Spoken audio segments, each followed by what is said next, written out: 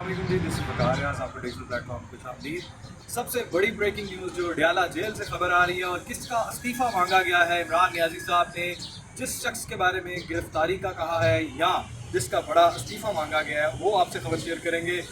अडयाला में जो हलचल मची है उसके पीछे क्या वजूहात हैं वो आपसे शेयर करेंगे। किसकी मुलाकात हुई है और किसकी मुलाकात नहीं हुई, और अडयालवी चांसलर साहब ने ईद के दूसरे रोज़ किन किन लोगों के साथ मुलाकात की और क्या ईद के वहाँ पे प्रबंध किए गए हैं वो भी आप शेयर करेंगे।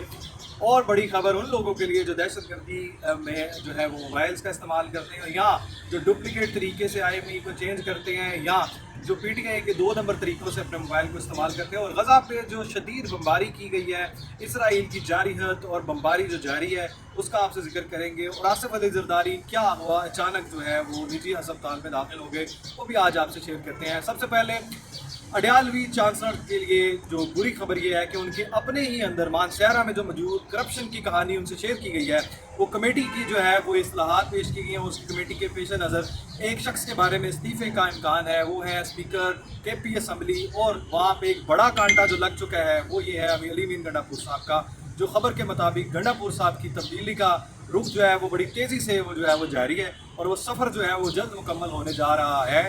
ज़रा यही कहते हैं अब ये खबर सच्ची है या नहीं, लेकिन जो असरात और तासुर नज़र आते हैं उससे यही है कि गंडापुर साहब को पिछले 2 हफ्तों से न्याज़ी महात्मा साहब के साथ नहीं मिलने दिया जा रहा, जिसके बिल्कुल अगर आप कहें कि ताने बाने जो मिलते हैं वो इसी से है कि वो खान साहब जो है वो बहुत देर पहले नाराज़ हो चुके हैं। बुशरा बीबी वाले मामले में भी नाराज़ हैं। और दूसरी बात, जरदारी साहब जो हैं वो अचानक कैसे बीमार हुए, रात को 4 बजे फिर उनको अचानक जो है उस अस्पताल में मुंतकिल किया गया है।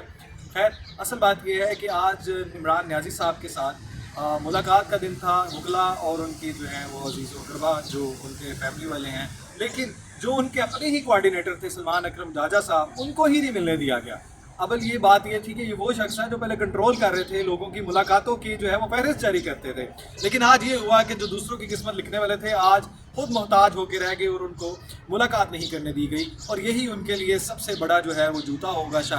शायद इसीलिए कि कहते हैं कि इंसान को फ़िरौन नहीं बनना चाहिए। आज उनको मुलाकात नहीं करने दी गई, बल्कि इसमें आज़म स्वाति साहब और नादिया साहिबा जो हैं और खटक साहिबा और जो बाकी दीगर अफराद हैं वो मुलाकात कर रहे हैं। शुएब शहीन साहब को भी नहीं मिलने दिया गया। तो ये वो सारे हैं ज़राए जिनकी वजह से जो है ये अपनी मुँह की खा रहे हैं। अब गंडापुर साहब की तरफ देख लें और बुशरा बीबी वाला मामला देख लें तो ये बिल्कुल गहरे असरात रखते हैं, जो जिसकी वजह से इमरान साहब की नाराज़गी जो है वो ले ली गई है। और सलमान अकरम जाजा साहब के बारे में भी ये इंकशाफ हुआ है कि वो भी राइट विंग जो है वो वाले मामला नहीं रखते और लेफ़्ट वाले रखते हैं। तो इस वजह से शायद उनके ऊपर भी कांटा जल्द लग जाएगा, क्योंकि खान साहब किसी को भी ज़्यादा देर जो है वो अपने साथ नहीं रखते और वो जो भी वफादार हो या लगे, जैसे फैसल चौधरी साहब को भी सस्पेंड लाइन किया गया है, इसी तरह सलमान अकरम राजा साहब के लिए भी कोई बड़ी मजाके की बात नहीं है कि उनको भी डंडी करवा दिया जाएगा।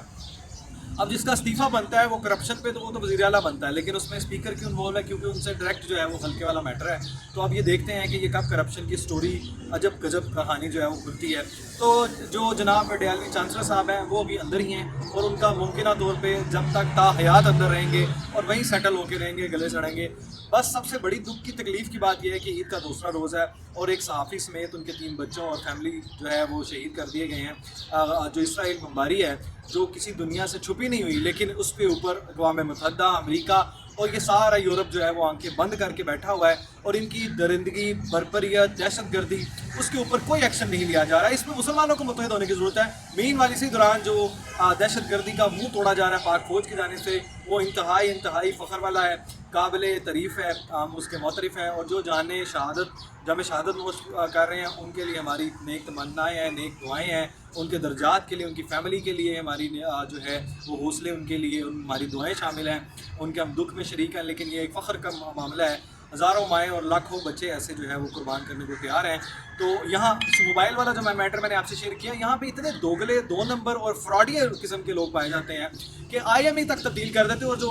PTA से अप्रूव्ड IMEI होते हैं जिसकी तस्दीक हो चुकी होती है वो चिपका दिए जाते हैं। कि 2 नंबरी के इतने माहिर लोग यहाँ पे पाए जाते हैं कि वो किसी भी किस्म के फ्रॉड से जो है वो बेदरेक नहीं करते। लेकिन यहाँ पे अब उसके लिए भी एक जो है वो पंजा गाड़ दिया गया है PT की जानिब से। अब मज़ीद उसके ऊपर जो है वो वेरिफिकेशन आएगी और जो आपको शेयर करना होगी उसके बाद जाके आप अपना मोबाइल इस्तेमाल कर सकते हैं। तो ये सारे फ्रॉडी हो जाए होशियार। अब ये एक नया तरीका जो है वो इनको वज़ा करना पड़ेगा, फिर जाके ये मामला सुधरेंगे। ज़रदारी साहब की तबीयत नासाज है, हमारी दुआ है, तो एक बड़ा नाम है मुल्क के लिए, अल्लाह उनको जो है वो सेहत अता फरमाए और जो उनके लिए तबीयत जो नासाज है उनकी फैमिली के लिए भी हौसले वाला मामला रखे। हमारी दुआ है कि वो सलामत रहें और मुल्क के लिए जो है वो कुछ अच्छा कर सकें और मुल्क की बेहतरी के लिए, मौशत के लिए बेहतरी के लिए कुछ अपना जो है वो रोल अदा कर सकें। सिंध का जो बड़ा तनाज़े सामने आया और जिसके ऊपर ज़रदारी साहब को वज़ीर आला सिंध ने भी जो है वो ब्रीफिंग दी है कि वो कैनाल वाले मामले पे जो है वो यूसुफ रज़ा गिलानी साहब ने भी शेयर किया है कि वो उनको तहफ़्फ़ुज़ात हैं,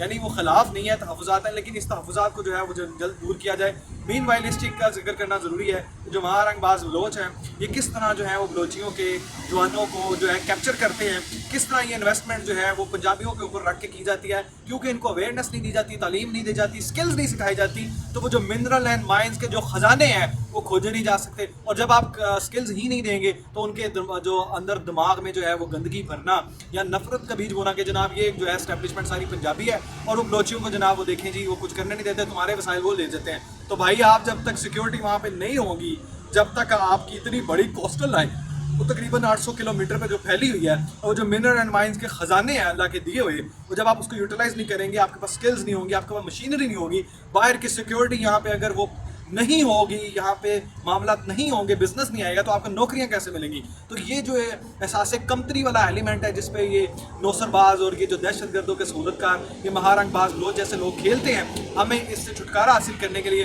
हुकूमत को अपना रोल ये अदा करना होगा कि इनको बिजनेस प्रोवाइड किए जाए और इनकी मदद की जाए और इनको स्कॉलरशिप दी जाए और इनको सिखाया जाए, स्किल्स प्रोवाइड की जाए, तब जाके ये कोस्टल लाइन का बेहतरीन यूटिलाइजेशन हो सकती है। बाहर के लोगों को सिक्योरिटी प्रोवाइड की जाए और इनके लोगों को एंगेज किया जाए, तब जाके बलूचिस्तान की ये जो महरूमी है उसको दूर किया जाए और दहशतगर्दी की लानत को ख़त्म किया जाए। इसमें यहाँ पे एक चीज़ शेयर करना ज़रूरी है कि जो डेडलाइन ख़त्म हो चुकी है अफ़गानी दरिंदों को यहाँ से जो है वो वापस भेजने की, जो असल है हम तो उनकी इज़्ज़त करते हैं, लेकिन जो दरिंदे ये सिफ्त हैं आप इनको निकालने, और जो लोग इनके लिए बड़ा नरम गोशा रखते हैं और वो कहते हैं कि जनाब इनको आप निकालेंगे फिर एक नफरत वाला एलिमेंट होगा, नहीं है। आप इनको यहाँ पे शाम को जितना भी दूध पिला दें वो जहर ही उगलता है। आप इनको, हमने इनको बिजनेस स्टैब्लिश करके दिए, हमने इनको अपने कारोबार मराकज़ कायम करके दिए हैं, हमने इनकी हर तरह से मदद की है, भाईचारा निभाया है, हर तरह से करके देख ली, लेकिन दहशतगर्दी इन्हीं की वजह से सर पे अरूज पे है और बॉर्डर के मामला, स्मगलिंग के भी मामला सबसे ज़्यादा इनके हैं। अब रही बात जनाब वो जो गज़ा वाला मामला है हमला करने की, और ईरान को जो है अमेरिका जो आंखें दिखा रहा है और बार बार डेडलाइन दे रहा है और बार बार जो उनके जोहरी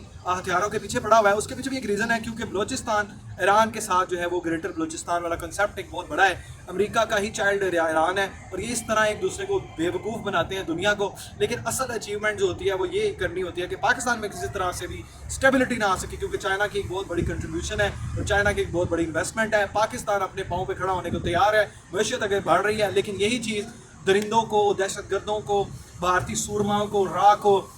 और दुश्मन मुल्क के जो एजेंट हैं और दुश्मन मुल्क के जो हमारे जो दुश्मन मुल्क हैं इनको कहीं पे भी ये नहीं भाता कि पाकिस्तान अपने पाँव पे खड़ा हो। इस वजह से उनकी हमेशा से ये कोशिश है कि ये जो महरूमी वाला मामला है, पंजाबी वाला मामला है, लसानियत वाला मामला है, ईरान की तरफ रख के, कभी अफगानिस्तान की तरफ रख के, कभी इंडिया की तरफ रख के, ये सारे मामला को घसीटा जा रहा है। हमें इस पर आंखें खोलनी होगी और हमें इस पर बहुत